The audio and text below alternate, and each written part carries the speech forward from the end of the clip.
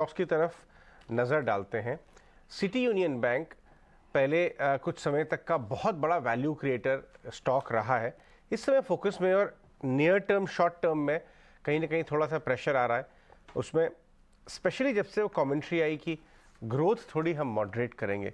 कामाकोड़ी जी हमारे साथ जुड़ रहे हैं। एन कामाकोड़ी, थोड़ा और समझते हैं इसको, इस पूरे मैटर को। अब कुछ समय बीत गया है जब उन्होंने पहली बार ये बात कमेंट्री दी थी। कामाकोड़ी जी, गुड मॉर्निंग। 18 ऑफ स्वदेश पे स्वागत है।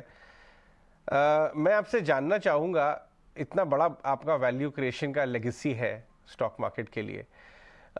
जब आपने फर्स्ट टाइम ये ग्रोथ मॉडरेशन वाली बात कही तो बाज़ार को पसंद नहीं आई, बाज़ार ने पनिश कर दिया स्टॉक। उसके बाद आपकी काफ़ी बड़े इन्वेस्टर्स कम्युनिटी के साथ बातचीत हुई होगी। क्या फीडबैक मिला आपको? क्या उनके बीच, आपके बड़े इन्वेस्टर्स के बीच थोड़ी डिसअपॉइंटमेंट था? किस तरह की क्वेश्चंस पूछ रहे हैं आपको वो? एक ही सवाल। आई मीन वो ग्रोथ के ऊपर था। वो क्या चल रहा है लाइक दी बिकॉज दी आप देखें तो like around the same time last year वो 2022 लाइक फरवरी मार्च के समय में हमको लाइक वो लाइक कोविड वार और ऑयल प्रेशर और इन्फ्लेशन था। वो इकोनॉमी कोविड के बॉटम से ऊपर आ रहा था। बाद में first quarter and second quarter में बहुत कुछ इम्प्रूवमेंट दिख रहा था। तो दी कैपेसिटी यूटिलाइजेशन आल्सो ऊपर आ रहा था। वो सेकेंड क्वार्टर के बाद मीन पहले वो फाइनेंशियल ईयर शुरू होने के समय हमारा एक्सपेक्टेशन वो 12 to 15% के बीच में वो हमारा growth rate for financial year 22-23 होगा करके हम एक्सपेक्टेशन शेयर कर रहा था। वो सेकेंड क्वार्टर के बाद वो उम्मीद था वो लिखते वो सब फटाफट ऊपर आ रहा है तो एकदम अच्छी तरफ होना चाहिए। तो इवन ग्रोथ ऊपर करने के लिए वो मौका है करके हम सोच रहा था। वो एक्सपेक्टेशन हम मार्केट के साथ शेयर किया। बट वो क्या हुआ, वो कैपेसिटी यूटिलाइजेशन नॉर्मली अभी बेकार में वो इन्वेस्टमेंट साइकिल जब कैपेसिटी यूटिलाइजेशन 80% के ऊपर आने के बाद वो बातचीत चालू होगा। वो 85% आने के बाद वो इन्वेस्टमेंट एक्चुअली होगा। बट वो प्री कोविड के समय कितना था, वो 74 पॉइंट पे तक हटक करके वो इंक्रीमेंटल थिंग वो बराबर लेके नहीं हुआ।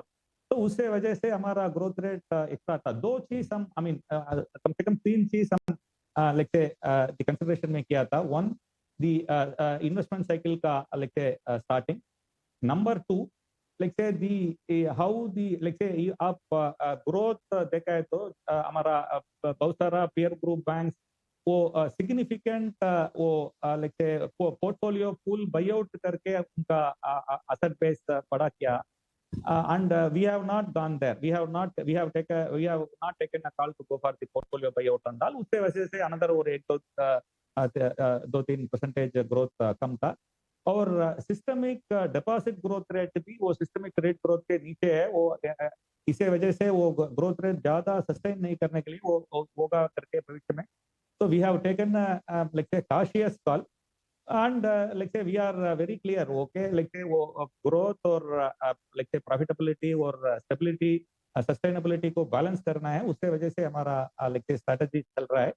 तो थर्ड क्वार्टर हमारा वजह से देखा है तो एकदम बढ़िया क्वार्टर था। एकदम प्रॉफिटेबिलिटी बहुत अच्छा था। वो we were able to make सब even observe all the divergent issues and then we were able to even still show profitability growth। तो sequentially net पे भी कम हो रहा था। तो जी। उससे वजह से लाइक से वो हम बार बार वो इन्वायरमेंट में क्या हो रहा है वो सब अभी हम लाइक से ऑब्जर्व कर रहे हमेशा हैं। वो याद में कर रहे हैं। Depending upon the requirement will be taking a sure, call. वो ज्यादा करना है कम करना है वो डिसीजन लेंगे। श्योर। इनफैक्ट क्योंकि मैं आपसे इसलिए भी ये एक बात पॉइंट रखना चाहूँगा कि आपने तो सबसे पहले आके एक्सेप्ट कर ली जो बात थी, शेयर कर दी इन्वेस्टर कम्युनिटी से। उसके बाद इनफैक्ट मेरी कामत साहब से ये बात हो रही थी, वो भी ये कह रहे थे कि क्रेडिट ग्रोथ इंडस्ट्री में थोड़ी मॉडरेट होती हुई नज़र आ रही है। वो पीक ग्रोथ, बहुत हाई ग्रोथ अब शायद ना रहे, कुछ स्लो डाउन वहाँ भी देखने को मिले, और कुछ बैंक्स जो हैं वो कंजर्वेटिव प्रैक्टिसेस के चलते शायद थोड़ा सा ग्रोथ स्लो कर दें, लेकिन प्रॉफिटेबिलिटी और एसेट क्वालिटी को पकड़ के रखें। तो ये इंडस्ट्री भी फॉलो करने लगी। तो आप अकेले नहीं, ऐसा कहीं ना कहीं आपको लगता है कि इंडस्ट्री ग्रोथ भी यहाँ से मॉडरेट करेगी और फोकस इस समय एसेट क्वालिटी और डिपॉजिट मोबिलाइजेशन पे होना चाहिए?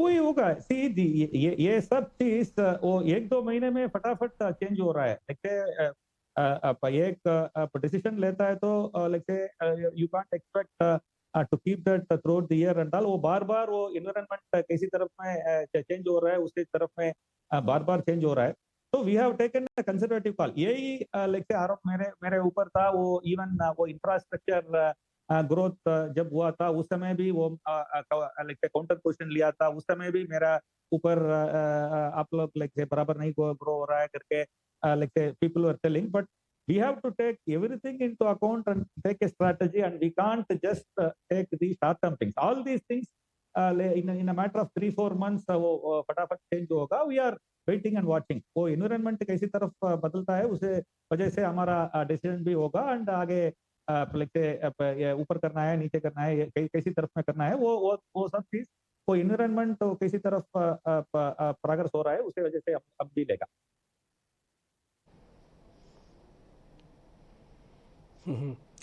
मिस्टर कामाकोड़ी जी, दो चीज़ें मेरे को जोड़नी है, वो क्लब करके मैं पूछ रहा हूँ आपसे। एक तो जो आरबीआई का डाइवर्जन वाला पॉइंट था, उसको लेकर जो भी लीगल फ्रेमवर्क में आपको जवाब बात जो भी रखना, पेपर्स वगैरह रखना था, वो सब आपने रख दिया। एक तो मेरे को ये जरा क्लियर कर दीजिएगा। दूसरा, सर सभी बैंकों के ना ग्रॉस एनपी और नेट एनपी में हमने ड्रास्टिकली अच्छा इंप्रूवमेंट देख पा रहे हैं। आपके हमने देखे ग्रॉस एनपी स्लाइटली बढ़े हैं। सर ये उम्मीद करें अगले 2-3 क्वार्टर में ये थोड़े कम हो जाएंगे? हमारा एक्सपेक्टेशन था इवन अगला क्वार्टर में वो कम होने का था बट वो डाइवर्जेंस वो अनएक्सपेक्टेड था उसके वजह से नेट एनपीए हम सब दी इम्पैक्ट ऑफ डाइवर्जेंस ना हम एक ही क्वार्टर में लेकर वो सीक्वेंशियली नेट एनपीए भी कम किया है आगे वो स्टडी पेस वो नीचे आने के लिए वो सब विजिबिलिटीज दिख रहा है so we were in fact expecting that to happen in the last quarter itself, but वो आने वाला 3-4 क्वार्टर में बहुत सारा कम दिखने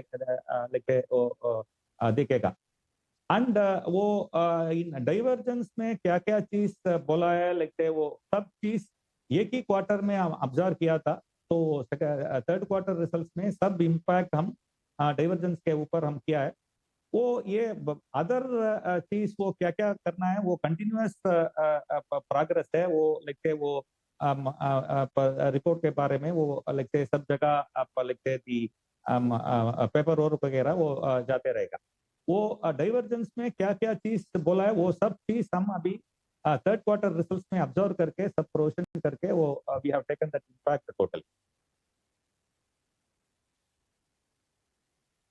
आज समय देने के thanks very much for the time और ये सारे सवालों के जवाब देने के लिए बहुत बहुत शुक्रिया आपका।